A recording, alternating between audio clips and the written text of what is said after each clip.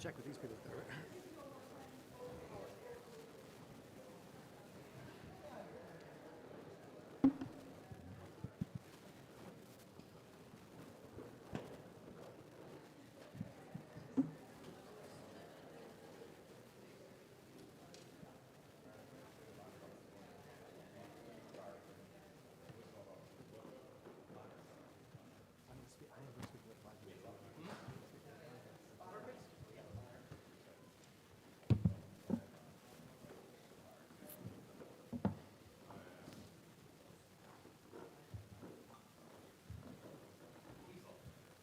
Good morning, everyone.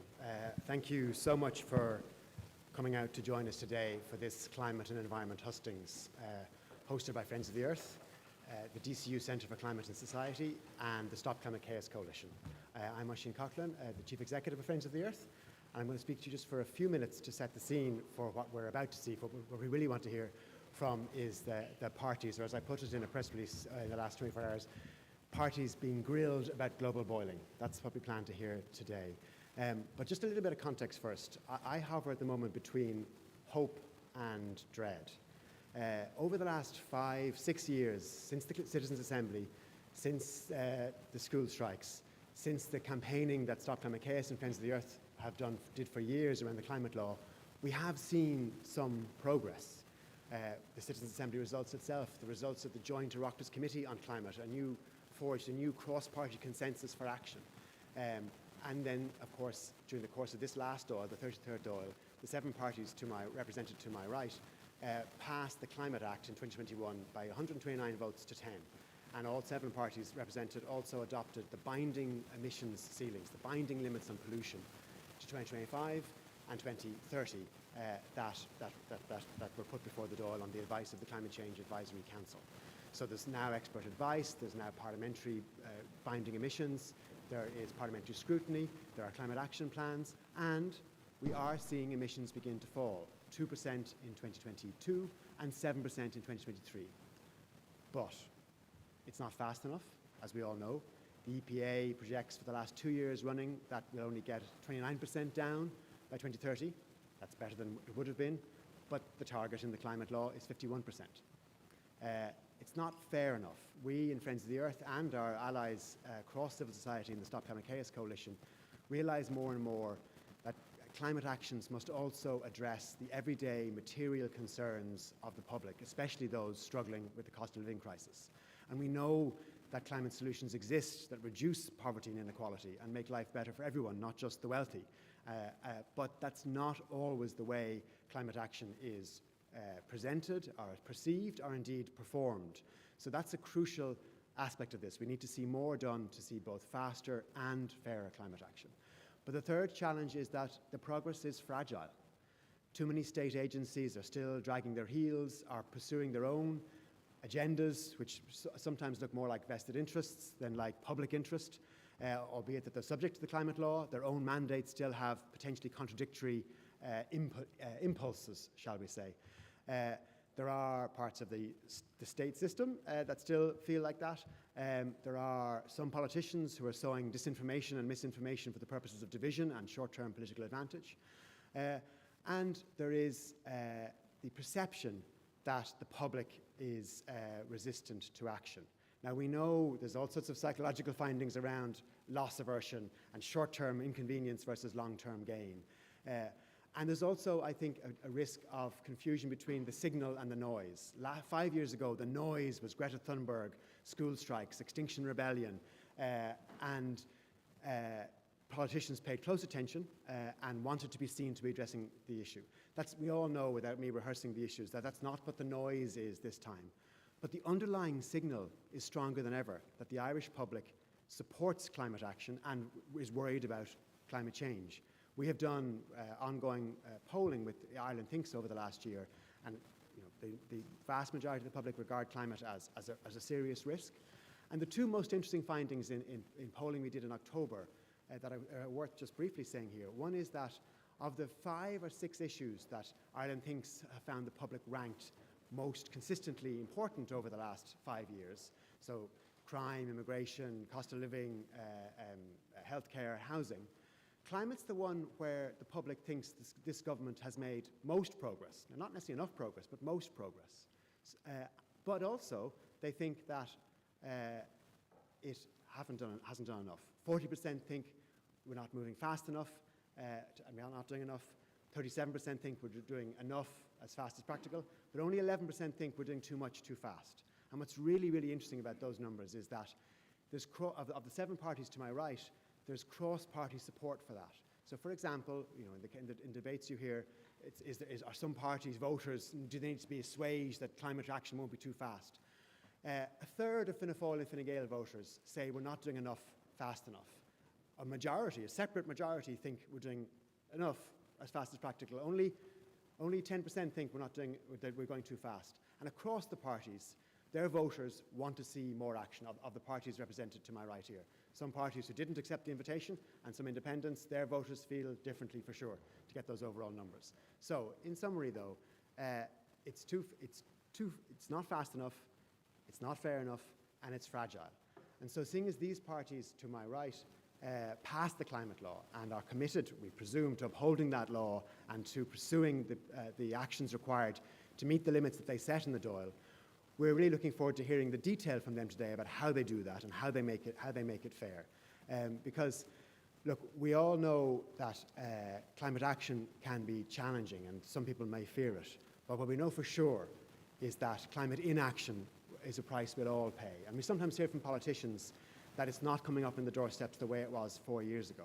Well, I don't know if it was coming up in the doorsteps last year in the Spanish election, but it's on the doorsteps in Valencia and Malaga now, and we know it's on all our doorsteps. The very first climate campaign I ran in Friends of the Earth had a picture of Bertie Ahern in the floods out in the Talca River, I think it was, and with the slogan that we put on it, don't wait until climate change hits home. Well, it's here, it's coming, but we still have a choice as to how bad it gets and as to who suffers most, and how we work together to make sure that we have a relatively safe climate future with a better quality of life for all. So, without further ado, I will now hand you over to Pat Leahy, the political editor of the Irish Times, who has agreed to discuss the future of climate action with the 7 parties represented. Thanks very much.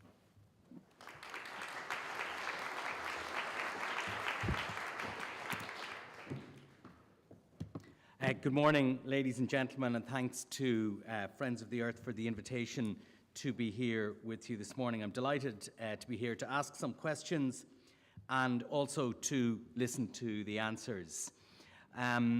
This feels to me like a consequential election, even if the campaign hasn't been the fizziest we have ever seen so far.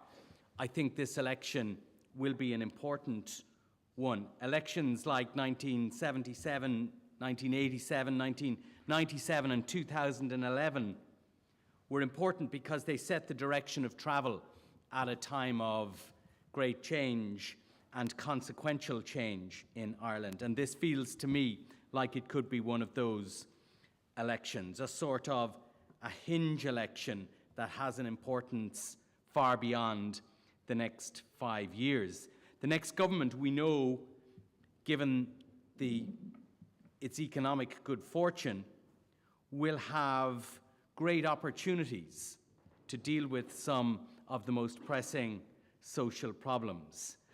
But there are great uncertainties too, and it is likely to be presented with great challenge. Not just the challenge on climate, but on housing, healthcare, cost of living, immigration, security, law and order, a whole host of things. It's inevitable that they will have to deal with those challenges over the next 5 years, and they may have to deal with those challenges with drastically reduced financial firepower if what some of us fear is coming out of the United States does turn out to be the case, in which case those challenges will become all the more difficult. The campaign so far has, I think everybody would agree, has almost failed to ignite. We've seen lots of Fianna Fáil and Fine Gael sniping.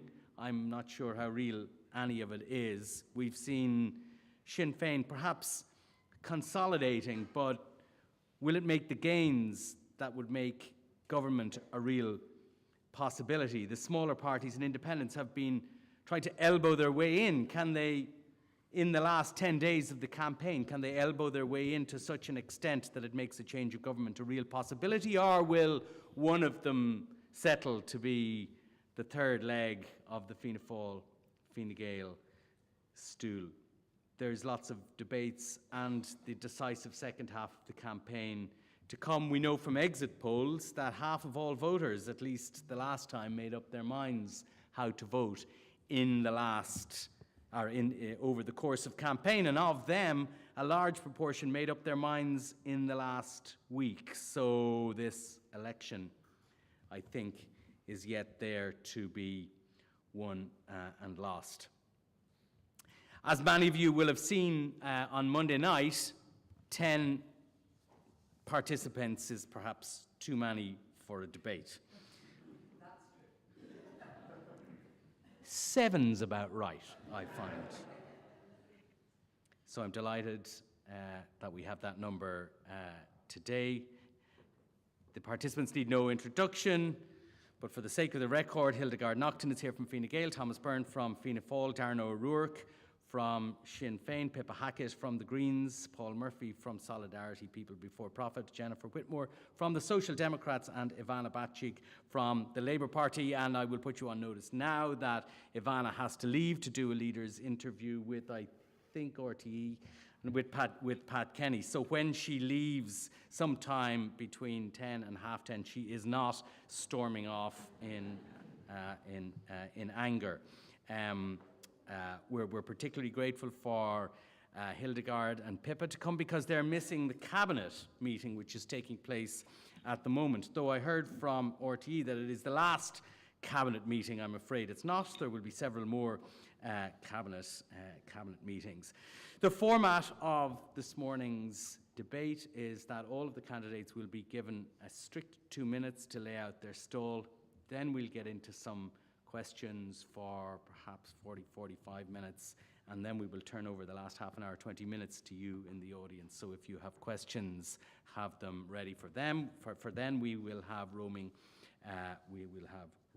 mics. To the candidates, I will ask you to debate with one another, but kindly do so through me. Don't talk over one another, wave at me, and I will get you in. So without further ado, I will call on Ivana to give us your 2-minute opening spiel. Thanks, Pat. This was originally envisaged, I think, as a grilling of party leaders. I think I'm the only party leader here and obviously participated in the grilling of 10 on Monday night.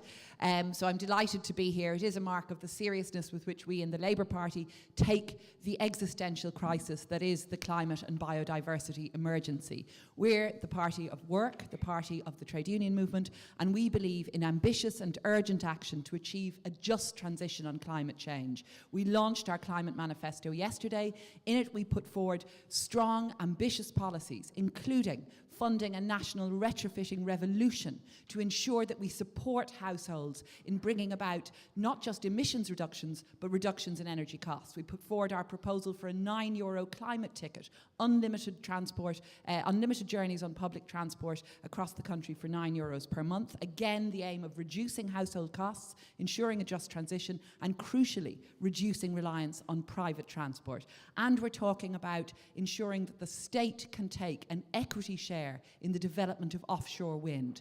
That's the sort of ambitious, urgent action that's needed to ensure we do not fall short of meeting our crucial climate targets. We want to make sure that that energy, that ambition is channeled into delivering on the opportunities that lie with the green revolution.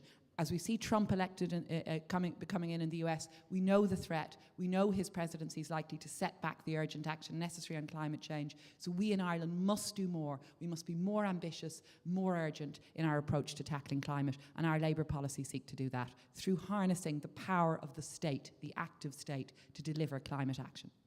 Thanks, Ivana. Darren. Thanks very much, and very happy to be here.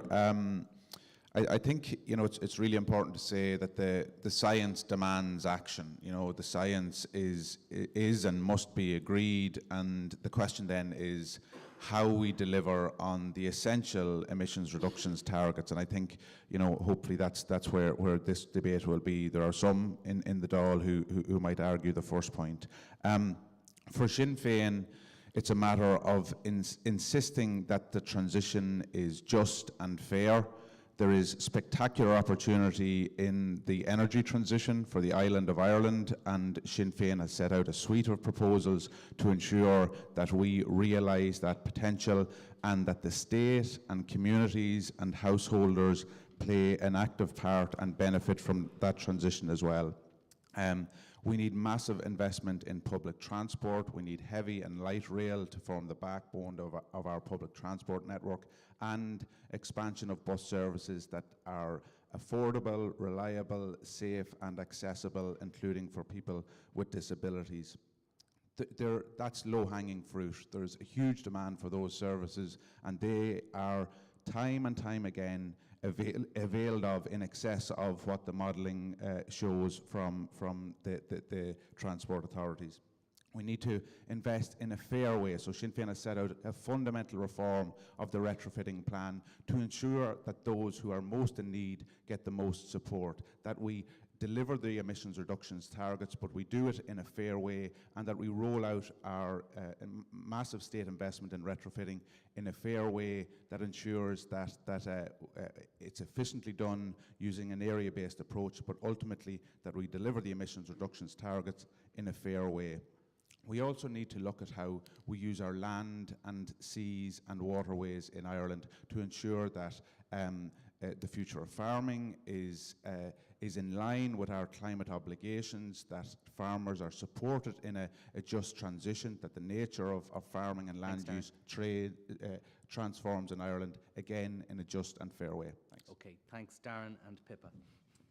Thanks, Pat, and it's great to be here in this wonderfully historic room talking about the future and where Ireland is going and how we can continue to lead out on climate action. I think the Green Party is the only party that has, for its whole over 40 years, put the environment, nature, climate action and social justice at the core of all its decision-making and policy-making perspectives and views, and that has driven where we are today. Unfortunately, we were ignored for far too long, and we've seen how far behind we are some of our European counterparts, but the dial is turning, and that's because the Greens have been in government for the past 4.5 years.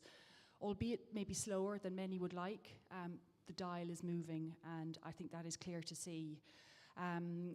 I think it's really about the system changes that need to happen across the economy, and we are seeing it, and we are doing that in a way that deals with the challenges people have every day. So we are reducing the cost of retrofitting. I would argue we already have a solar revolution in Ireland. We are driving on with delivering of renewable energy projects. We are transforming agriculture. We're transforming how agriculture is done by reducing climate-emitting inputs. And we are decarbonising, and we have plans to decarbonise the construction sector, a sector that actually doesn't get much attention, and be interested to hear if we debate it today. So that system change is happening. It takes time on the ground, and coming from the Midlands of Ireland and being a farmer, I know firsthand how challenging some of those system changes are to implement. But we can do it. We're seeing it happen. We build on what's working. We amend what isn't working, or we change it, and we keep driving on, because this is a matter for our own futures, the world's futures. People around the world are watching what we are doing, as they do so often. And Ireland can lead out on this. And I'm looking forward to the debate today. It will inform us all as we move forward. So thank you. Thanks, Pippa. Hildegard, please. Thank you, Pat, and thank you for the invitation to be here today. I think this is a really important debate in this upcoming general election for us all to set out our vision around how we're going to tackle climate change and what every party is offering. Just in relation to Fine Gael, we have been absolutely committed and will continue to be committed to addressing climate action. We were the party in 2015 who introduced Ireland's first Climate Act. We banned fracking in 2017. Fine Gael banned offshore oil exploration in 2019. I chaired the all-party committee, and a number of people actually on this panel sat on that committee, and that resulted in an action plan for Ireland, and that was to bring all parties together, because rather than having us all making, I suppose, the climate action a political debate, which I know it can become sometimes, and rightly so, because it's not easy to change, it's not easy to reduce emissions, it's trying to bring people with us. So Fine Gael under Richard Bruton was instrumental in that, and I had the honour of chairing that all-party Oireachtas committee. This past government, we have, I think, made huge progress in relation to reducing emissions. We saw last year emissions reduced by almost 7%, but absolutely we need to do more. What Fine Gael want to do, if we are back in government, is set up a new Department of Infrastructure that will be engineer heavy, have the designers, the expertise in one department to address the issues around water, infrastructure, expanding the national grid, all those big infrastructure projects, to make sure that they are delivered on time and more efficiently. We also need to continue, and Fine Gael is very strong in relation to this. Yes, we need to set ambitious targets, but we have to bring people with us, and there's a lot of fear around how we're going to achieve that. So the different sectors, for example, farming, not pointing the finger at them, but acknowledging those that have done well. And we have seen emissions reduced in the agriculture sector. And there are many farmers who are doing this really well, who have very good farming practices, but there are others who are struggling, and we need to support them. Thank you. Hildegard and Paul. The first thing is we need to tell the truth to people. The truth is we're not leading on climate. The truth is everything isn't going to be okay, we're not going to get there. The truth is we're heading for absolute catastrophe, and we're going to miss by a country mile our legally binding targets, which are in themselves inadequate. That's the truth. It's a truth that is replicated right across the globe. You look, people should read the article in the Irish Times today about the potential collapse of the AMOC. This is something the IPCC said could happen, but quite a long way away, whereas it could happen soon. It would massively disrupt agriculture in this country, our way of life. The whole world is warming except for one part of the North Atlantic, because the AMOC is slowing down. That's the central heating system for the world. We're heading for absolute catastrophe. Why? It's not because we don't have the knowledge, it's not because we don't have the science, it's because of vested interests. It's because we have a government that refuses to stand up to big agribusiness, that refuses to stand up to big tech, that goes along with more fossil fuel infrastructure. It's epitomised by a climate criminal, Michael O'Leary, addressing a Fine Gael launch to guffaws while he attacks low carbon impact workers of teachers. That's the truth. We need a radical change of direction, which means taking on those vested interests, standing up to big tech, no more data centres, a radical change of our agricultural model, improving the lives of small farmers, but radically reducing the size of our herd and improving people's lives. Free retrofitting, free public transport, massively expanded, improving people's lives, enabling them to use less energy. That's what we need to do. People will buy in to that. There isn't a problem with getting public buy-in as long as you're actually improving people's lives. Thanks, Paul. Thomas. Thanks very much, Pat, and thanks for having us this morning. From Fianna Fáil's point of view, as Micheál Martin has said on numerous occasions, this is an existential threat to the world, to our existence. We get that. In opposition and since in government, we have acted on that.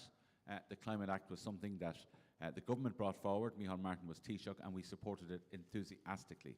And the Irish public supports it enthusiastically. I think there are many things that we can do that are a practical benefit to people that deal with that existential threat and that work for people and work for the country. We talked about retrofitting homes. We talk about changing our energy policy, our energy mix coming into the country, which has started to happen massively as well. But that's also could be and can be and will be a bedrock of our industrial economic policy over the next number of years as well, in terms of bringing wealth into the country through particularly the production of alternative sources of energy, which are really, really essential. But I was really glad to hear Oisín speak about working with people. I think, as Micheál said the other night on TV, there has been an element, not Oisín, but there has been an element of some people talking down, and we've seen that from some politicians, talking down to the public, particularly farmers. Farmers and the general public in general are very enthusiastic about what you have to do once you work with them and are not seen to talk down to them. Yesterday, I met a group of anglers. And there are some people within the environmental movement who would ban angling, but these people were the most concerned people I ever met about water quality, about biodiversity protection, and we've got to work with all sectors of society to make sure that we do that. But it is a global threat. It is a global threat that Ireland must act on its own unilaterally, but of course with our European colleagues and at a UN level as well. And Fianna Fáil is absolutely determined to do that. Thanks, Thomas. And finally, Jennifer. Thank you very much, Pat, and thank you for having me here today. As someone who has worked and studied in this sector since I was 17, so that's a long time now, I suppose I oscillate too between feeling really frustrated and depressed about what we're seeing, but also we have seen a bit of movement in the last number of years, so there are positives that we are seeing. I mean, 20 years ago I worked in the New South Wales government in what was then called the Greenhouse Office, where we dealt with climate mitigation adaptation measures as well. And I suppose we're so far behind where we need to be, but we are seeing progress, and I suppose it's about building on that progress and building on it in a way where we bring everybody along. Now, I am very proud that the Social Democrats pushed really hard in the last term for a very strong climate act, an act with teeth. But I suppose setting the targets and putting the act in place is only the first step. And actually, in retrospect, it was probably the easiest step, because now it's delivering on all those measures where we're seeing the difficulty. We're not seeing, the last government did not deliver sufficiently on the measures that we need in order to meet our 51%. The Climate Action Plan, which is the very pathway and plan that the government put in place in order to meet our targets, wasn't sufficient. It was only going to meet 29% of the 51% reduction, and that was if everything was 100% completed on time and in full. And we know, from history that sometimes we have a difficulty in delivering things in full. So I think, that we do need to deliver better and quicker, but I also think we do need to be honest. And my greatest fear is that people out there think that we're doing well when it comes to climate, and really we're not. And I think we do need to get that message that we do need to make quicker and faster change. I think we need to sell the message that if you do this properly, that actually it will result in a much better way of living for everybody. Warmer homes, public transport when they need it, an agricultural system that is robust and food secure, and actually works for farmers, because we haven't seen that to date. So it's about working with people, but being honest with them as well, and not siloing the environment from every other issue we see. The reason it's not on the doors at the moment is because housing and cost of living is the major problems. But we're not going to be able to deal with the environment if we don't deal with things like housing and those social issues as well. So it's bringing all those together and working with them as one. Okay, thanks, Jennifer. So there's obviously a high degree of agreement on the need for climate action, and that won't surprise anybody here. But I think what we would need to try and get to this morning is to see how much of a priority it is for all of you if you were to play a part in the next government. And what we would like to do is get firm commitments from you about action in government. And for those of you who might be negotiating with larger parties, how much of a red line you would make specific issues this morning. So, Ivana, I'm going to start with you, because I was going to say you're not long for this world, but you're it's not. That's not what I mean. I'm going to start with you because you've got to go. So you supported the climate law, and the emissions limits are in law, but the EPA says we're not on track to meet them. So what new policies or measures would you take in government, and would you insist on those, or which ones would you insist in if you're negotiating a programme for government? Well, climate action would be an absolute priority for us in Labour. It's something we set out very clearly in our manifesto back in 2006, before I was elected to the Oireachtas. I was involved as a founding member of Friends of the Earth Ireland, and indeed in 2007, when I was elected to the Seanad, brought forward the first bill to set binding climate emission reduction targets. So we have been very committed to this for a long, long time. We've set out in the manifesto a clear set of policies for and a programme for achieving the necessary reduction. As you said, Pat, the EPA are saying we're only on track to achieve a 29% reduction by 2030. That's way short of the 50% minimal target. So what gets you there? So what gets us there? That retrofitting revolution is crucial because that's how we bring people with us. The just transition to ensure people see a reduction in their energy bills. What that will take is the sort of ground level work that we've proposed with our community level environment advisors who will be able to advise not just individual households who want to make a change to, for example, solar, but street by street, area by area retrofitting. So we're talking about a 2.5 billion national retrofitting fund. We're talking about ensuring that we have targets of 50,000 deep retrofit and refurbishment of homes every year. You want to build 50,000 homes as well. Are you happy that the capacity is there to do those two things at the one time? I mean, this is what I mean about priorities, because people will always also say housing is a priority. So, you know... But that's how it works, Pat. We have to set housing as a priority, and within that, and we were the first party to set out that level of ambition. Yes, 1 million homes in a decade sounds highly ambitious, but let's break it down. It's 50,000 new builds per year. The Housing Commission and the government parties now accept that's the minimum ambition we need for new houses. How do we build those? We transform the Land Development Agency into a state construction company. We're the only party that set out with clarity how you do that. You ramp up capacity in the Land Development Agency, and that allows the building of new homes at scale. It allows the deployment of modern methods of construction, of timber frame housing, housing that is going to deliver in a far more climate-friendly way. That's the new builds. The other part of the piece is the retrofit and refurbishment of vacant and derelict homes. And we all know across the country the scourge of vacancy and dereliction and the lack of capacity there in current laws and policies to tackle that. We need to improve CPO powers for local authorities, and we need to ensure that we put state investment, and again this comes back to Labour as a centre-left, green-red party, looking at how we invest state money, how we leverage state capacity and state resources to deliver that retrofitting revolution that also delivers on housing, on the homes that people need. And yes, housing is the biggest issue coming up on every constituency and every canvas that all of us are doing. But we have to harness the power of the state to deliver not only on homes, but also on climate. And we can do that through that retrofitting revolution we've spoken about. So that is a key priority for us in Labour.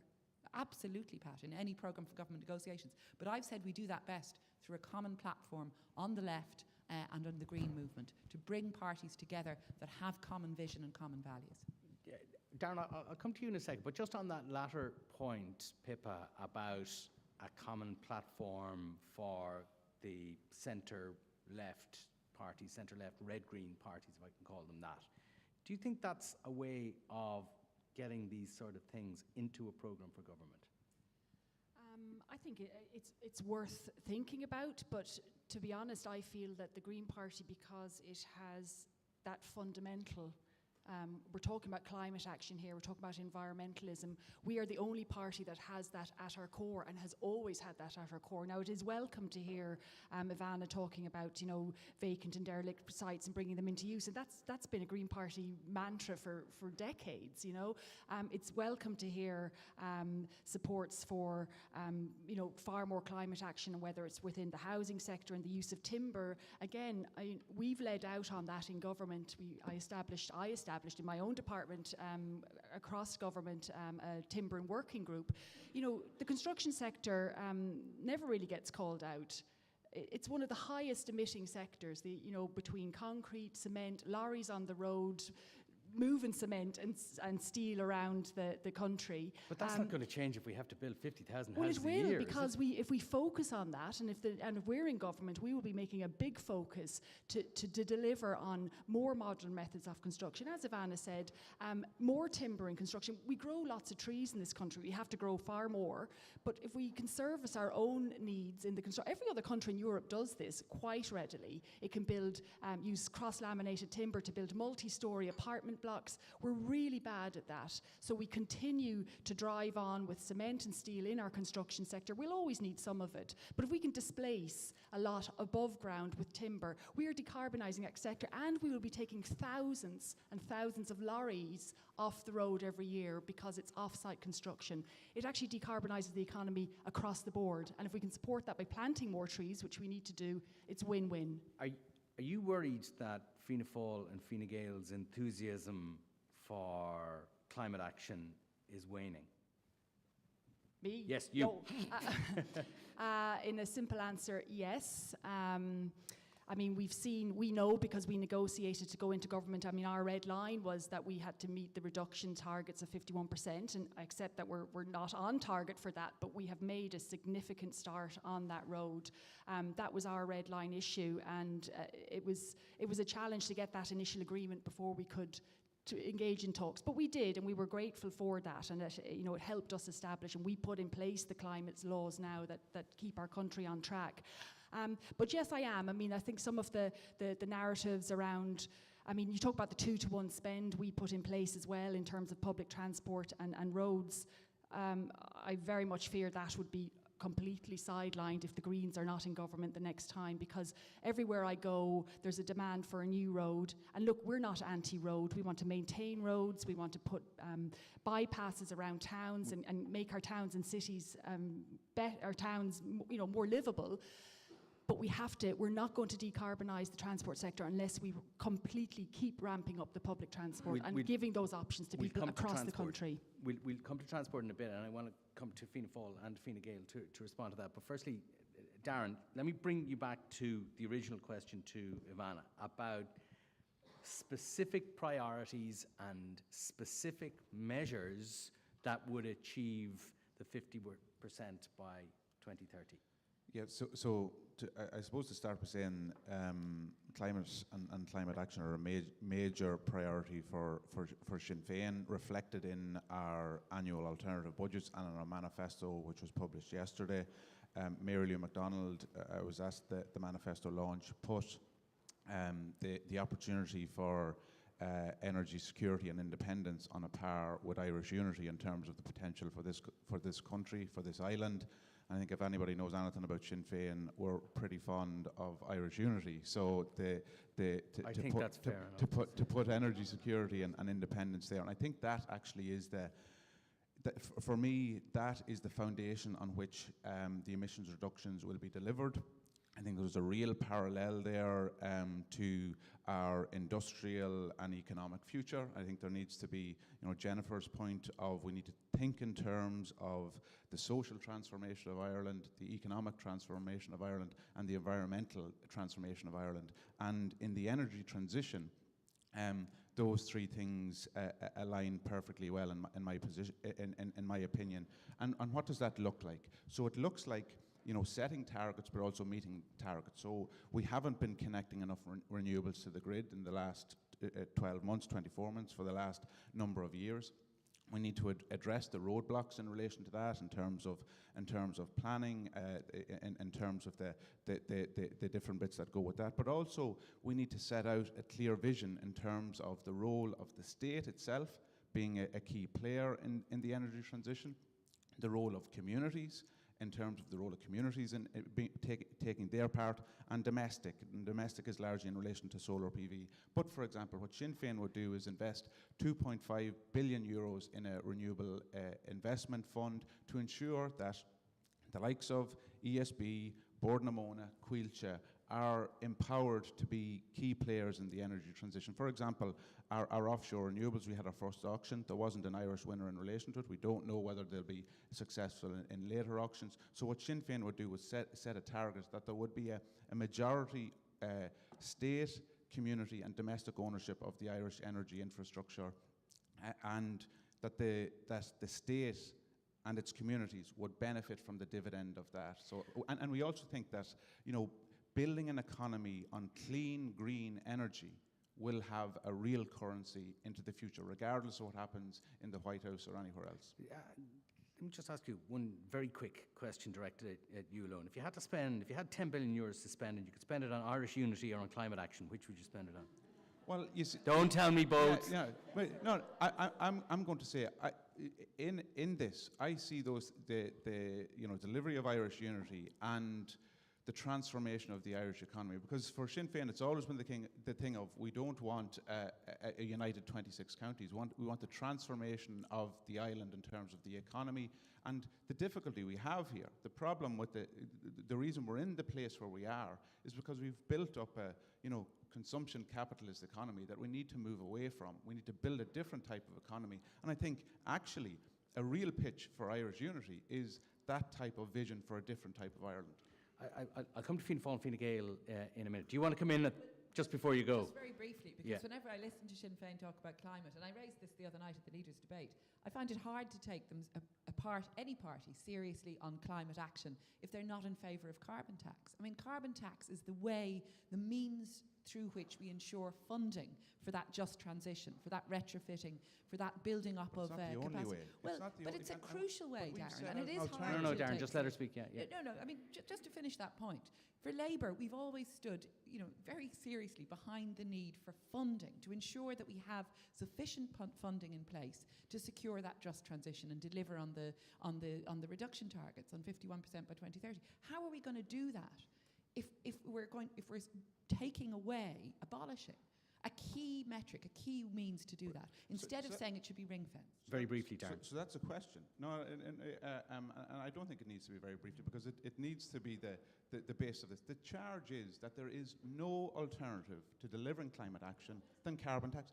But we have literally set it out in black and white in our manifesto. So, for example, the super excess profits of energy companies that this government left 500 million euros on the table. Sinn Féin and others in the opposition set out that we should have gone further in relation to that. 500 million euros would retrofit a lot of homes. Taxes on wealth, for example, would be raised and spent on climate action measures. Solidarity taxes. Okay, Darren, taxes on the types of... Is it not the case, though, Darren, that... No, just 1 second. Fossil fuel subsidies that are massively supporting the fossil fuel industry, those should be tackled, and they should be invested in climate action. So is it not the case that you're against the carbon tax, not because you figured out some other brilliant way of achieving it, but because the carbon tax is unpopular?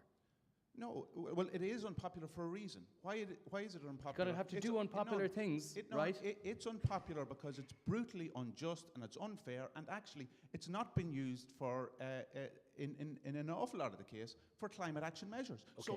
So to finish on it, it's only the increases since 2020 that are ring-fenced, and 40% of those are unaccounted for. So don't tell me that carbon tax is the only way to deliver climate action. I actually think it's a distraction in this debate. We need a fair funding mechanism that delivers real climate action, and that's my position. That's the carbon tax. Paul, briefly. Well, look, I think Sinn Féin is weak on climate. They're weak particularly because they won't touch agriculture, which is the biggest emitting sector. But I don't think they're weak because they're opposed to carbon tax. I really think this is a red herring. In America, do you know who lobbies in favour of carbon taxes? Fossil fuel corporations. Why? Because they want to divert people away from a radical Green New Deal proposal. It really is a red herring to pretend that we're going to have a market-based solution and don't worry. And there's lots of studies to say that, okay, you have some impact, but it's extremely slow. And I would really strongly argue that what you gain in terms of your small, minimal impact, you more than lose on the other end in terms of public buy-in. So what you actually need to see, like I actually met a guy last night and he was like, the environmental measures, we need to do it, but it's too hard and it's too fast. And I was like, do you really think it's too fast? And this guy had his home retrofitted actually, And I was like, do you not think we need to be doing these sort of things faster? I mean, you put it like that, he was like, oh yes. But the point is to go after, do you know what the best measures to cut pollution is? Tax the rich. It is the rich who pollute the most, both individually in terms of consumption and in terms of their control of the means of production.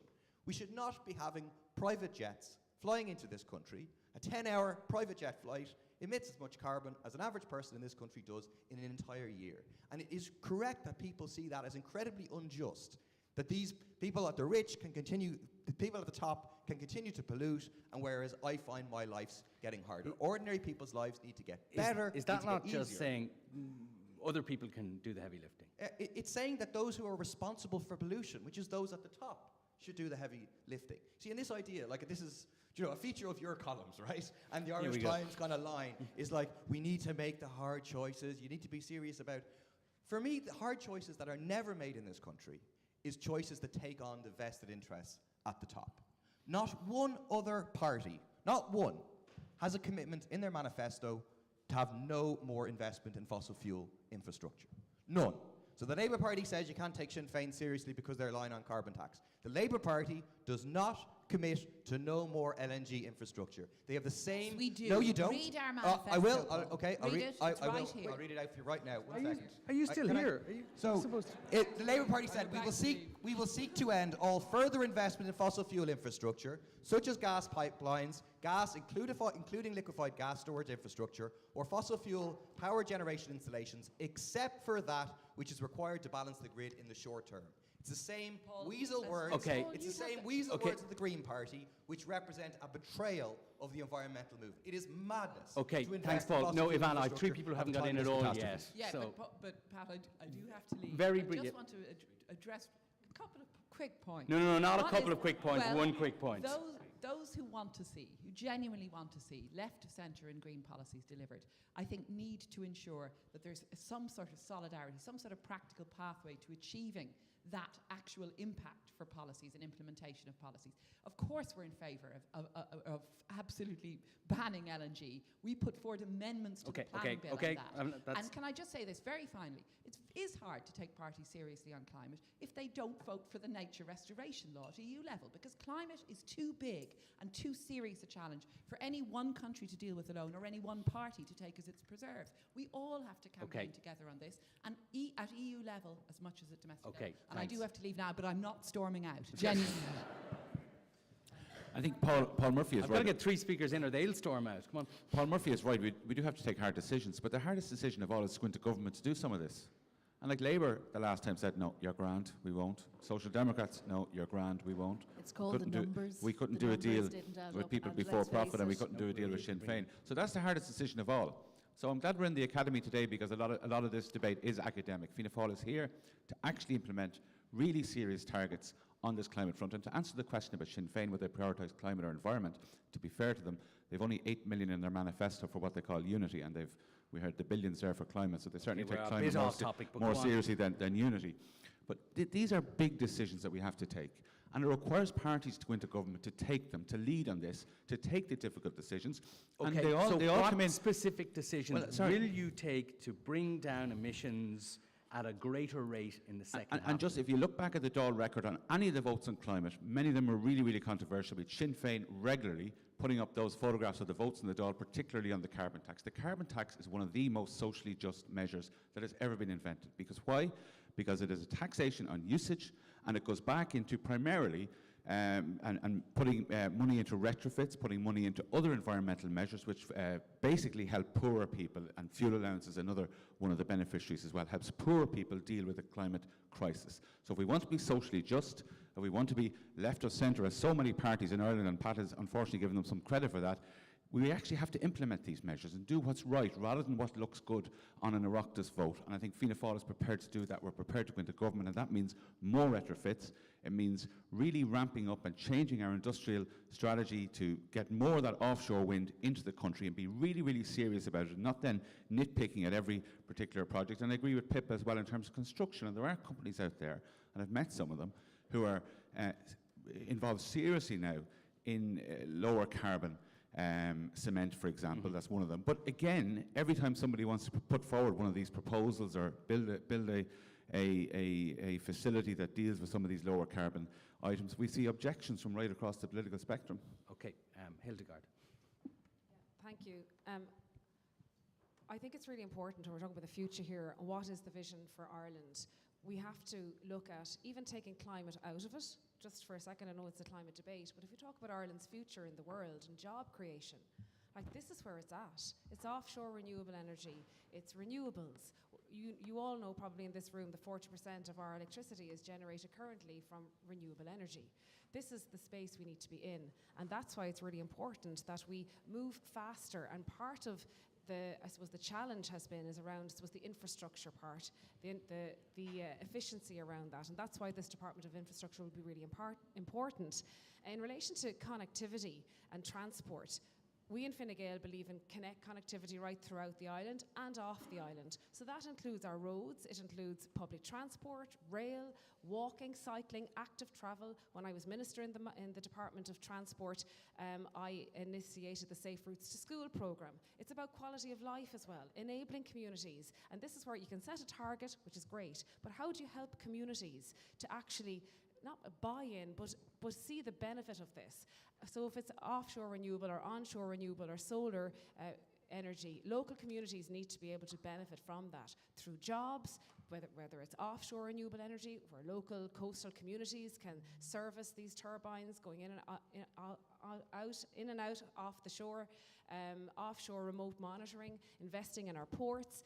Yes, in our airports, we are an island nation. Okay, Helga, but this is kind of wish listy stuff. You know, what we're interested in is, I guess, what specifically would you? I mean, you would accept if you're in government, Fine Gael are in government next time. They will have to, if they're going to meet those 2030 targets, they have to accelerate climate action. Yeah. So what are we talking about here? So it's about, as I said at the outset, it's about investing in the grid. It's making sure we're capable, that our ports, we're investing in our ports that they can have offshore renewable energy, that we are enabling our communities to be able to invest in renewable energy. And that's through community ownership, in farming, anaerobic digestion. This is all about job creation as well. Retrofitting, yes, we absolutely. Like there was 216,000 homes retrofitted since 2015, and 80,000 of those was done before the 2020 government, before the Greens got into government. Okay. We believe in this and we want to continue to invest. And one final point, Pat, to do all of this, and we all have this vision about reducing our emissions, we need to make sure we have the finances and the money to do it. And that is why Fine Gael and government have the track record of being able to manage the Climate Action Fund, the Rainy Day Fund, so that we can invest in our future and make sure we have the jobs as well in this renewable space. Okay, thanks. Jennifer, the most patient woman in the room. Give me some red lines for the Social Democrats. Well, Lord, where do I start after that? Okay, so for the Social Democrats, like we were talking about this, what would be our deal breakers? And I think the most important thing we could do is make sure that the next government actually puts in place a pathway. So really does the climate action plan, but does it properly so that it does amount to the 51%. What those different issues are, what elements within that, you know, obviously will be a negotiation, but I think we absolutely have to have a pathway written down and agreed to meet the 51%. In relation to the hard decisions, I think, you know, we're sort of sniping, or there's a lot of sniping at each other here. I think the key questions are for Fine Gael and Fianna Fáil, and not just about what hard decisions they will make in the future. What hard decisions did you make in the last government? Because as far as I can see, you didn't make any at all. So the Climate Act was put in. It was a cross-party agreement and consensus on that. And then really there wasn't a huge amount done. So when you think about it, data centres, we're talking about retrofitting and asking people to make changes to their homes, to how they drive, all this kind of stuff. It's all very much an individual thing. But all that work is completely being negated by the amount of energy that data centres are using. And there has been no controls on data centres put in place. There is no strategy, no holistic overall government strategy that deals with data centres. I'm not saying we don't need data centres, because we do, but do we need them using 30% of our electricity by 2030? Are we going to be able to maintain that? Are we going to have the renewable energies in place? And I don't think we have, where there's warning signals that that will not be the case. So would you have a moratorium on data centres? So our proposal, we actually put a motion forward. It was one of the first motions maybe 3-4 years ago in relation to data centres, and it was for a moratorium. Okay. But until so is that a red line to go into government? No, the red line is getting everything down on paper, having that pathway. Right, so you can't go in and say red line on this, this, and this, because you'll never get into government. We want to be in government. I think the Greens did some of that last time. Well, yeah, but I mean, they said their red line was actually getting the 51% written down, and they didn't achieve it. So you know, you can say what your red line is. We want, that is our main focus, and we will deal. But there's other issues as well. So I suppose in relation to the data centre moratorium, it's not saying absolutely none forever. It's how many can Ireland afford from an environmental perspective. And how do we fit that into, how do we put conditions on them so they're part of that ecosystem where they're performing a function? Can they act as storage? Can they be part of district heating? So it's having a strategic focus on it. So that's one element. But when we look at the agriculture community and what has happened there, all we've seen is Fine Gael and Fianna Fáil talking out of both sides of their mouths, not being honest with farmers about what kind of changes are going to have to happen, and essentially not preparing them. So farmers are absolutely brilliant at doing what government pays them to do and what government asks of them, and they have done it to the 100%. But what that has meant over the years is that we have a very, very intensive form of agriculture, which means that our waters are in desperate condition. We have emissions issues. And it's actually not good for farmers either, because that intensification isn't providing a sustainable income for many of them. And rather than Fine Gael and Fianna Fáil saying, okay, we know this is a problem, we know business as usual, because if you're really interested in climate, you'd be clear that business as usual isn't going to be possible. Rather than preparing farmers and working with them and funding them to actually do the right thing, you're saying to them, it's fine, don't worry about the nitrates derogation, we'll fight for it. The nitrates derogation is based on science. Okay. It is based on science, okay. and you're not going to be able to fight science. Okay, right? listen, time is against us, and I want to go to the audience, but I want to get just a couple of yes-no answers from the panel. On that latter point about a moratorium on data centres, Darren, yes or no? I think it's really important until we ensure that we have sufficient renewable on the grid, or else we're going to crash the energy system. So yes, Pippa? It's clear in our manifesto we will only support the development of data centres if they can demonstrate they come with their own 100% renewable energy and not draw on the grid, as Darren suggested. Yes-ish, Hildegard? Data centres are really important for Ireland, but with that said, we also need to ensure that there is sufficient grid usage when data centres are up and running, and where they're located near renewable energy centres are important, and also around if they're near district heating centres and heat capture, all of that needs to be part of it. So it's not, there needs to be, I suppose, restrictions around it, but we absolutely need to have data centres in this country. So that's no but restrictions, Paul? Yes, definitely. I mean, last year, the increase in demand from energy centres, data centres, exceeded the extra renewable energy that was put onto the grid. So we're getting further and further away to achieving 100% renewables. This is the attempting to walk down an upwards escalator. We need no more data centres until we're at 100% renewable. We're already well over 20%. We're more than 10 times the European average. This is big tech being put before people's right to electricity in this country and our climate obligations. Okay, thanks. And Thomas? No, we don't support a moratorium on data centres. We want to make sure that we protect our industrial capacity, protect our employment, and that includes making sure there's a lot more renewable energy there, and all of those technologies are used to ensure that we can actually provide the energy that's needed for data centres. So we're not proposing a moratorium. Just before we go to the audience, one more round of yes or no's. The nitrates directive, it's by no means clear that it is possible to extend it, but if you were in government, would you seek to extend it, yes or no?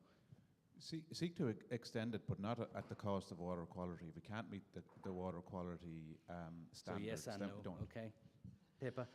Look, we accept how important it is for quite a proportion of the agriculture sector in Ireland.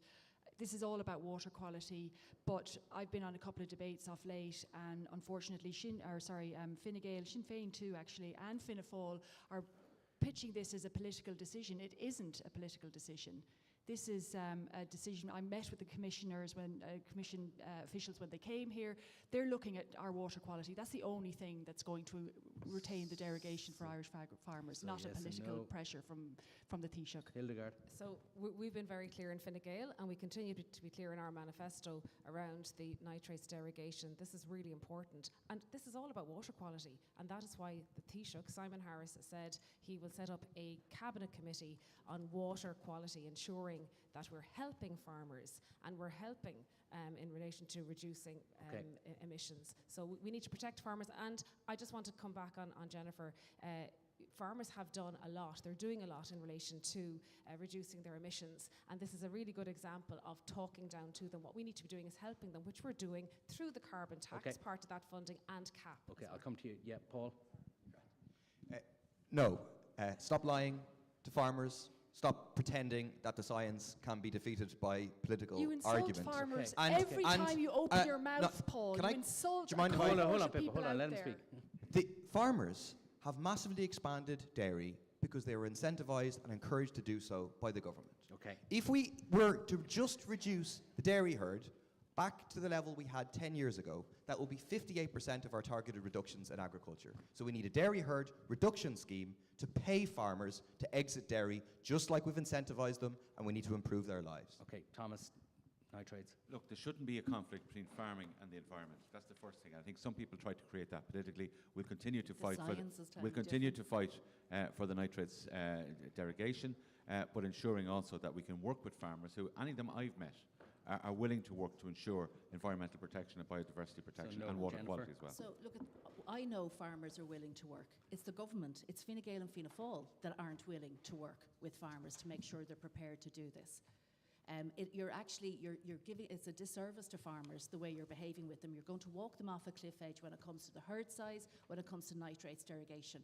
We cannot continue with business as usual, and both of your parties are actually you're just being disingenuous with farmers, and farmers can see it as well. So Social Democrats have a €1.5 billion fund that we would set aside for farmers to assist them and to finance them, including a debt forgiveness fund as well, because we understand that previous governments have done them no favours at all, and actually they're going to need support to get out of the hole that you've dug for them, and the hole that you've dug for our environment, and make sure that actually that we have a sustainable farming sector, one where jobs can be provided and succession is guaranteed for farmers, but also that we have an environment that we're protecting. Okay, we're going to go to the audience for some questions.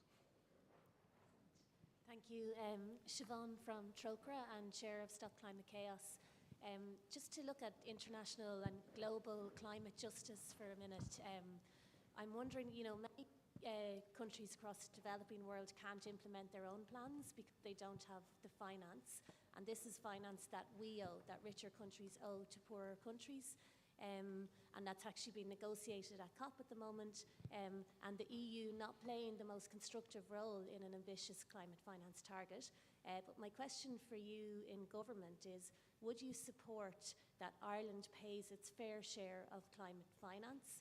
And just to clarify, from calculations and what will come out of COP, this will be a floor of €2 billion per annum, and it should be public climate finance.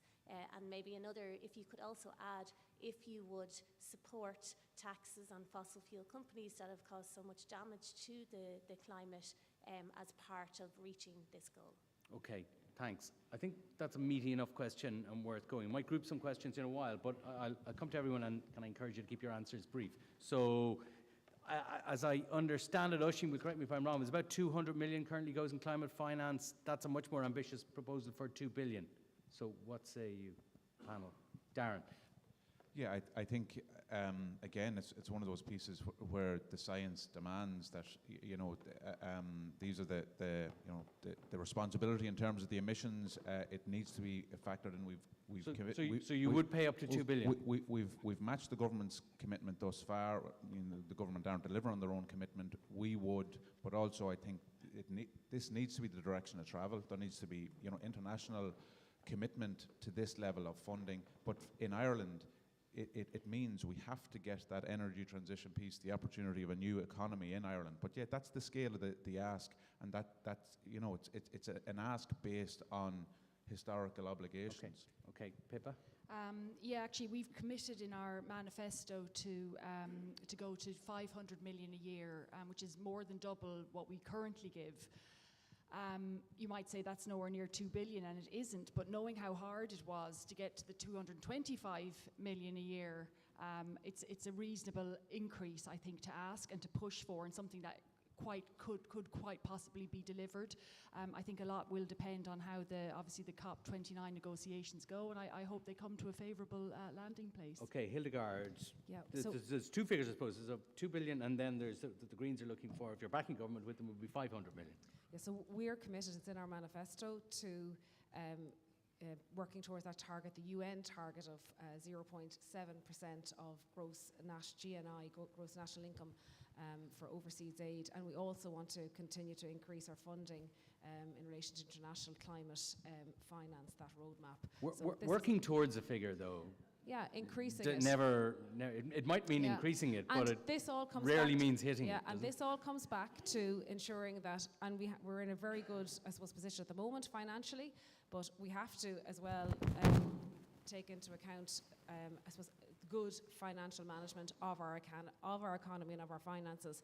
And I will say again, Fine Gael has the track record there. If we continue going like we are, we can continue to progressively contribute to it, is what I'm saying. But we have, in our manifesto, committed to that target of 0.7% of GNI. But if things that are completely outside our control happen, then you may be dealing with an awful lot less corporation tax, in which case you will have to make the difficult choices that Paul so admires our advice on. Yes, and that's government, but it's not saying that our ambition is not there. We have been very, even over recent years, in relation to our overseas aid, we have, and Fine Gael have led the way in this, particularly Minister Simon Coveney in Foreign Affairs, to continue to contribute, and it's really important.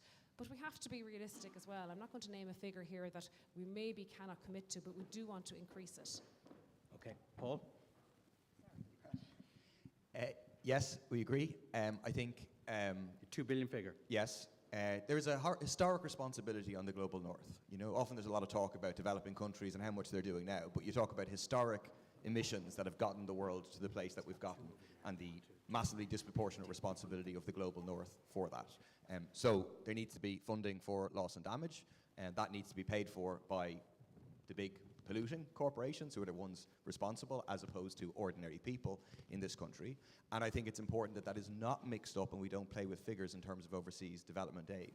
Loss and damage is something separate and needs to be funded separately. Okay, Thomas. Look, I don't know if Sinn Féin gave that commitment off the stage, but I'm not going to give a financial commitment like that off the stage if you don't mind. But I do know something that, in terms of actions that we've done during the last government, under Micheál Martin, the government tried to get climate addressed at the UN Security Council as a sort of a topic at the Security Council. I took part in negotiations in New York as Europe Minister with the Chinese at that time. They abstained. The Russians vetoed it, actually, so it's not on the agenda of the Security Council. But I think that's how seriously we take this, apart from all of the other active engagement on climate issues at global level. Ireland was leading on that issue during our presidency of the Security Council. That's the leadership that we've given. It's the leadership that Micheál Martin was prepared to give as well, to try to get this onto the highest global stage. And we didn't succeed because of a Russian veto. Okay. And it's something that we can certainly continue to work on and be really proactive in that space. And we know that we have an obligation to as well. Okay, Jennifer, on the question. So, look, we would commit to doubling what we've already committed to, so 500. 500 yeah. million. Okay. But I do think that it is something that, you know, I suppose we could potentially be going into a period of economic uncertainty. So I'm not even sure any of these commitments, how real they are, because I think it's very difficult to give them in advance of any negotiations. But I do think we do certainly need to be recognising the impact that we've had as a first world country on the developing countries. And as well as that, I mean, we're going to see a lot more immigration as a result of the impacts of climate change on these different countries. And I think there is going to be certainly a benefit of Ireland investing in those countries to make sure that, you know, people can stay in their own homes, stay in their own countries, and that Ireland actually helps them adapt to whatever climate change is going to bring to them. And so I think that's where I'd like to see the focus being in financing, and I think we are going to have to give a whole lot more than we had ever previously committed to. Okay, I think we have two questions over there, so we might take them both together. Sure. Thank you. I'm Karen Chizalski, coordinator of the Environmental Pillar. If elected to government, how will your party deliver on the EU nature restoration law in Ireland? And how will you plan to fund actions, for example, increasing staff and resources for the National Parks and Wildlife Service? And how will you ensure civil society engagement in the design of those plans? Thank you. Okay, thanks, and we'll take two questions together. Yeah, thank you. Claire O'Connor from Friends of the Earth. A question on retrofitting specifically, and there's been huge funding going into retrofitting in the current term of this government, including to the Warmer Home Scheme.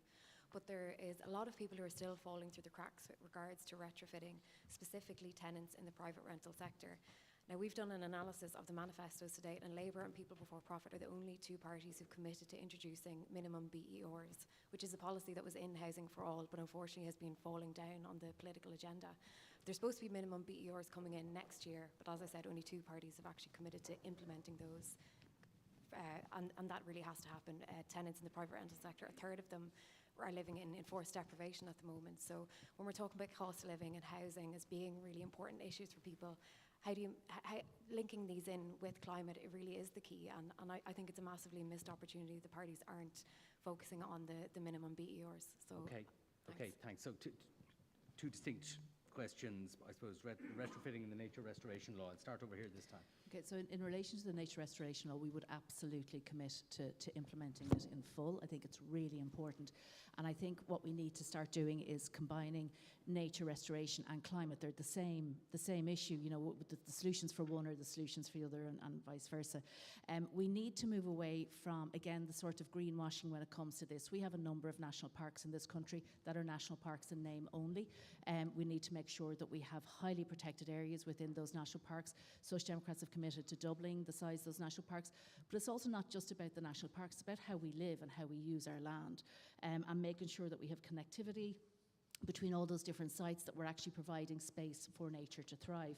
I think it is going to be possible for us to do the majority of the heavy lifting. The state is the largest landowner in the country, and I think the first place we need to look, not only just from a sort of bang for buck, but also from a leadership perspective, is the state needs to look at the lands we have under Cuillte control and under Board na Móna control, and we need to make sure that the remits of both of those agencies, indeed all agencies, have biodiversity really embedded in it, so that they are actually, you know, they're not just commercial considerations, because I have sympathy for Cuillte and Board na Móna at the moment. They are businesses. There is a legal responsibility on them to make commercial decisions. The government, and again, this is one of the other decisions that the government did not take. The way the government has set it up means that those companies couldn't put biodiversity at the heart of what they were doing. So, you know, I think that should have been an easy win that we should have seen coming from Fine Gael and Fianna Fáil, and we haven't seen it.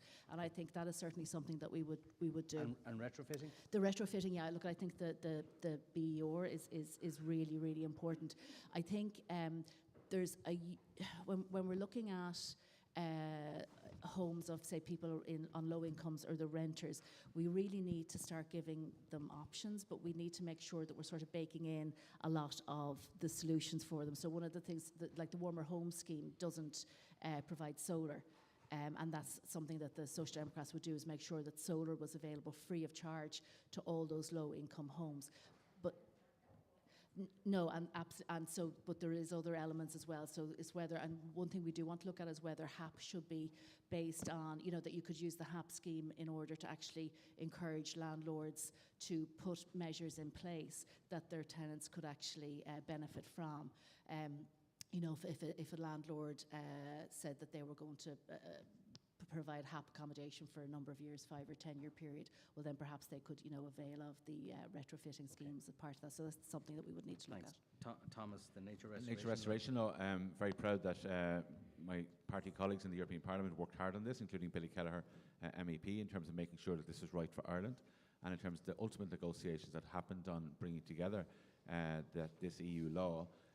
We're confident that every part of the obligation there can be implemented on state-owned lands, and we're very, very clear about that at the time, and very clear about that now. It can happen. There are other people that may want to do it voluntarily, but it's something, again, that can be very exciting, can be very interesting to people, and again, people buy into it when it's explained to them.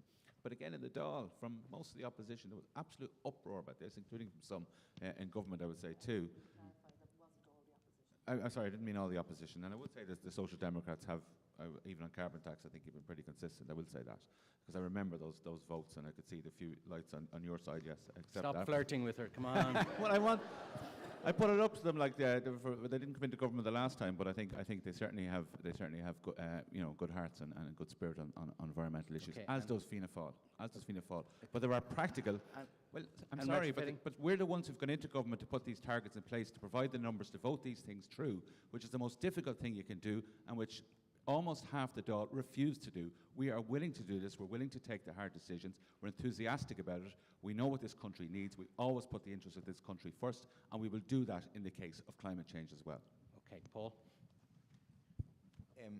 Yeah, I mean, just briefly on that, you see, fair enough, getting the votes through, that's like a difficult thing. But surely actually doing it is like more difficult, or certainly it seems to be more difficult. So it's all very well, and like it's very good with a binding climate law, but like if we don't achieve the targets that are set out in them, what really was it worth for us? And then the time has passed.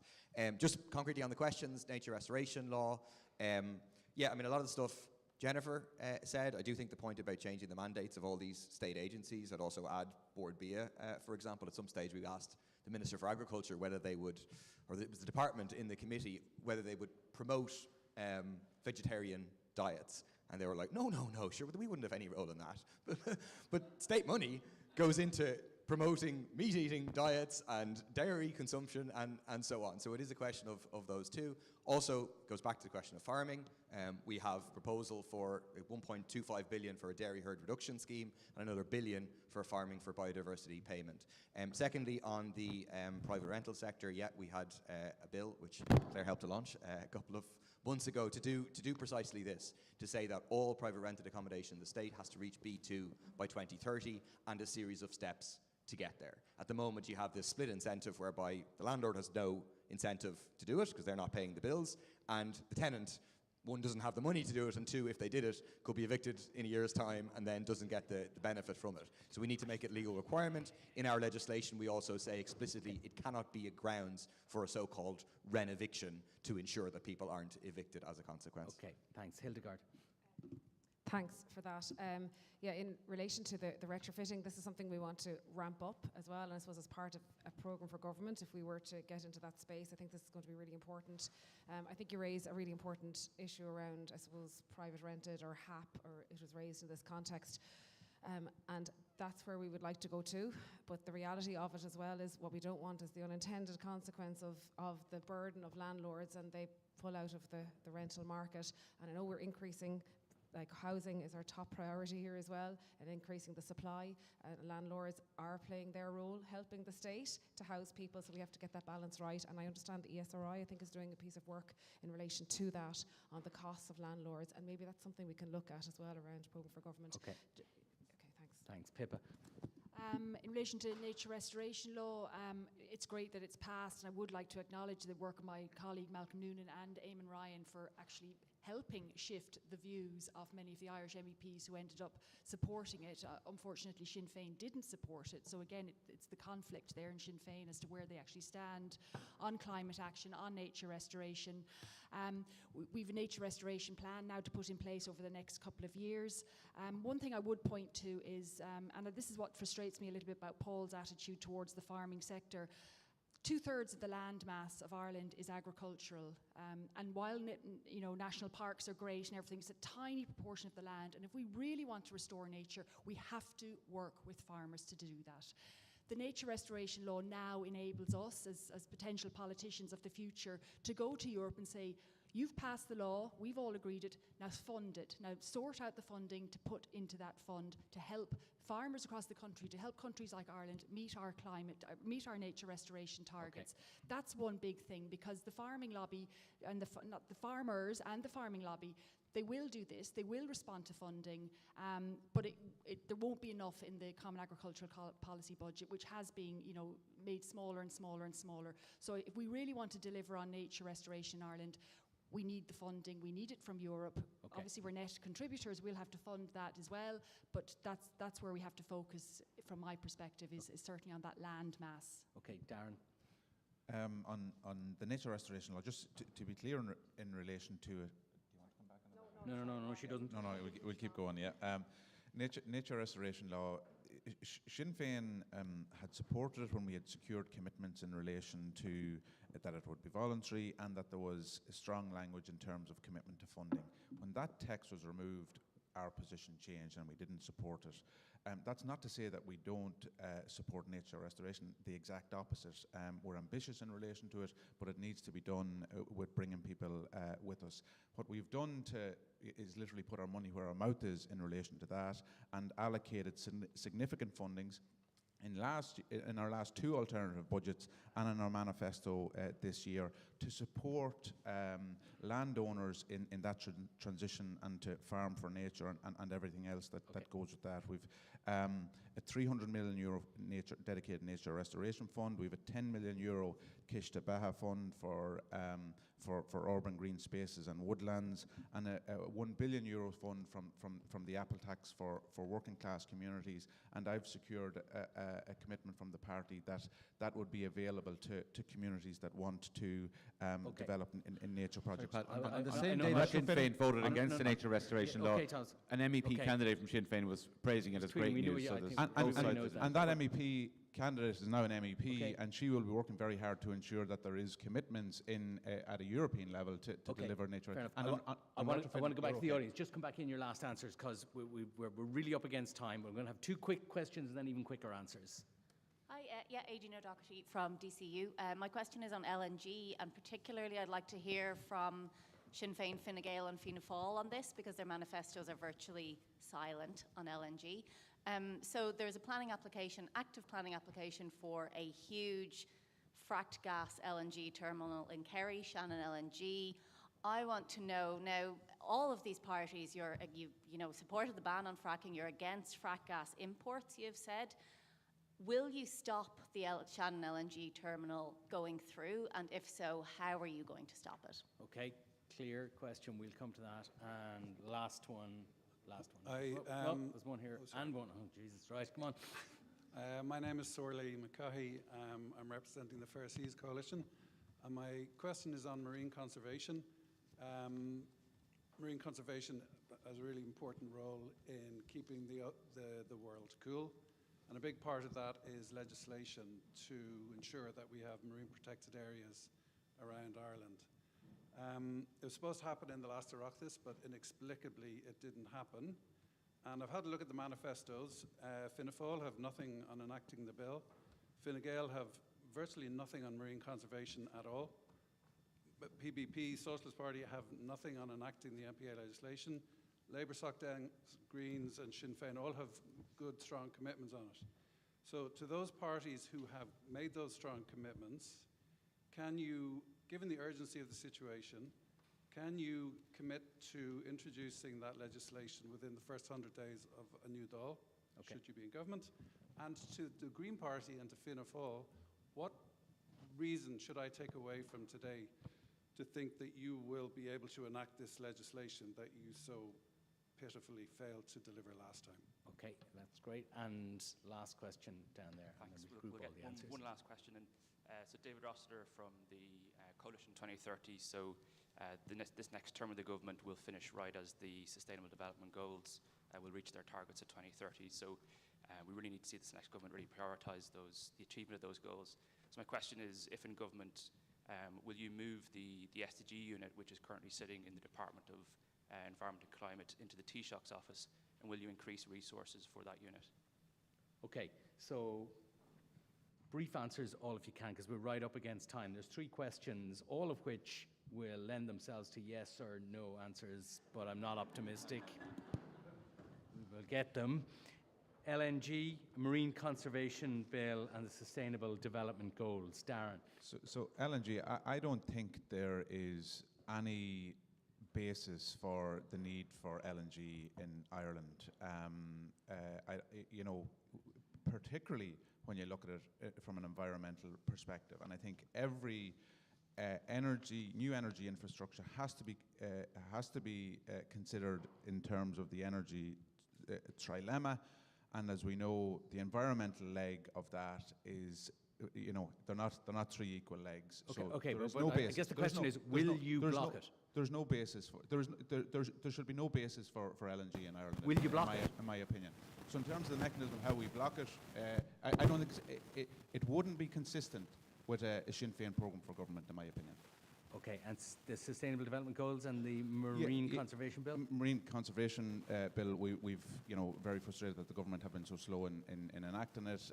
We would make it a priority. I think it needs to come hand in hand with the development of our offshore. It's deeply regrettable that it hasn't happened to date. Sustainable development. The SDGs we've heard often from the groups at the committee. They need to be embedded into everything that government do, and I think the Taoiseach's office is probably a better place for them. You can stick it in beside the United Ireland unit in the Department of And the Taoiseach. Energy Security and Independence Unit. Very good, Pippa. No to LNG. We don't need it, and if we can stop it, we will. And we're not supportive of it. Marine protected areas, yes, very frustrating. We haven't, but the legislation is drafted. It's ready to go. So we'd be making that actually a 100-day commitment. Why not to have that enacted in any programme for government negotiations? And on the SDGs, I think there needs to be an overarching review of the SDGs. They're really not delivering in so many ways.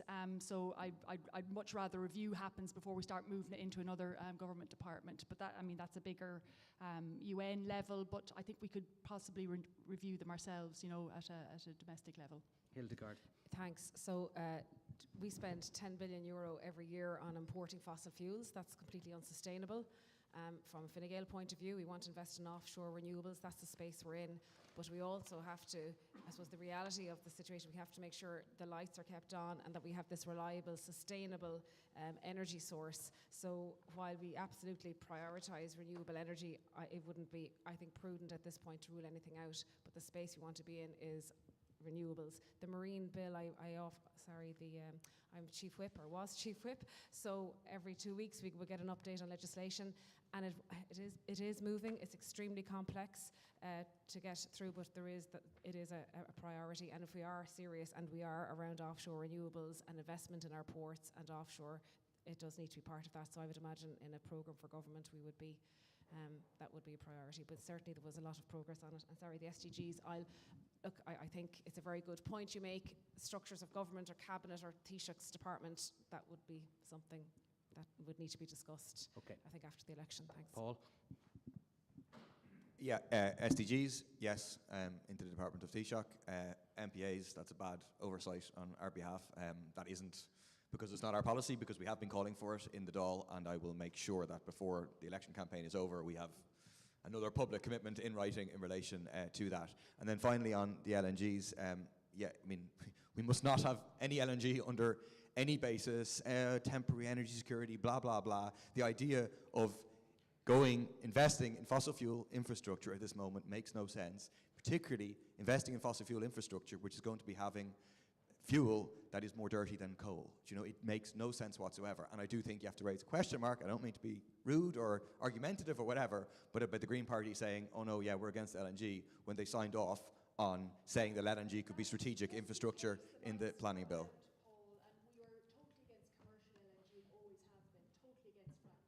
Okay. People can judge for themselves. Tommy? On marine protection areas, is something that's very important to me, and I know that under Darragh O'Brien that bill was being progressed in terms of the drafting. It's a really complex piece of legislation. We brought in the Marine Area Regulatory Authority, MARA, a number of years ago. That was an absolutely mammoth piece of work, within that section of the department, to make sure that our seas were ready for the work that was ahead in terms of energy production, but also protecting our environment. And that work continues, and that work has been continuing under Mr. Darragh O'Brien. On LNG, I think we've always said that gas is going to be a transition fuel. I've been really, really clear. We want to move towards renewable energy. We want to accelerate that, and we've done really, really well on that. But there are lots of other European countries there who have significant imports of liquefied natural gas over the last number of years, and it has helped to keep electricity prices down. And they have the same environmental targets as us, set at a European level. They want to move to renewable as well. But we need to make sure that we're protecting this country in the short term. As Pippa said, if the lights go out, this is something that we need to watch for. And we need to have practical solutions, and I think Fianna Fáil is determined to have practical solutions to this. We need to move away from gas, but it may be needed in the meantime. Okay, thanks. And Jennifer? Okay, in relation to the SDGs, I'm not 100% sure whether, the Taoiseach's office will be, but certainly we will commit to increasing the resourcing. We want to look at the Department of Environment. We want to bring the Minister for Heritage across into that, so that will be something, so we'd have to look at it in that context. In relation to the LNG, we don't want to see the Shannon development, and we would do everything we could to stop it. I don't know whether it will be possible to stop it, but certainly we would try. And the marine protected areas, as a fisheries scientist, this is absolutely vital, and we would fight for it in a programme for government. We need ecologically coherent marine protected areas, but not just putting it again down on paper. We need to make sure that there's actual changes to what happens within those parks, so that there's regulations and conditions put on to the activities, and that's absolutely key. Okay, thank you very much. We're right up against time, so I'll leave Diarmuid Torney to say the thank yous. But on my own behalf, thank you very much to the candidates who took time out from what are busy schedules today. Our democratic system requires people to stand for election, to have the bravery, the sense of public spiritedness and selflessness to stand for election. So I would just like to pay tribute to them, and I'll hand you over to Diarmuid.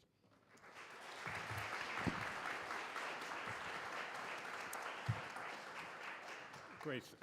Thank you very much. So just to reiterate what Pat just said, thank you very much to all of the candidates and to Ivana Bacik, who had to leave earlier, for taking the time out of what is undoubtedly a very busy few weeks for you all. We appreciate you taking the time to join us here and to engage in the lively but respectful discussion that you did. Thanks very much also to our moderator, Pat Leahy. It is also a very busy time for you, Pat, so thanks for agreeing to moderate the discussion and for doing such a fine job. Thanks to my colleagues in Friends of the Earth and Stop Climate Chaos. It was an honour and a privilege for us in the DCU Centre for Climate and Society to co-host this important discussion with Friends of the Earth and Stop Climate Chaos. Thanks in particular to Oisin Coughlin and Sarah Tunney from Friends of the Earth, to my own colleague Stephanie MacDonald, our Centre Coordinator, to Hugh Shields and colleagues here in the Royal Irish Academy, and finally to all of you, our audience here in person. There was also a significant audience watching online on YouTube. The recording will also be available to watch back. And so a final message to all of you is to use your vote wisely. Hopefully the discussion here this morning was useful to you all in helping to inform your choices. So thank you very much for coming.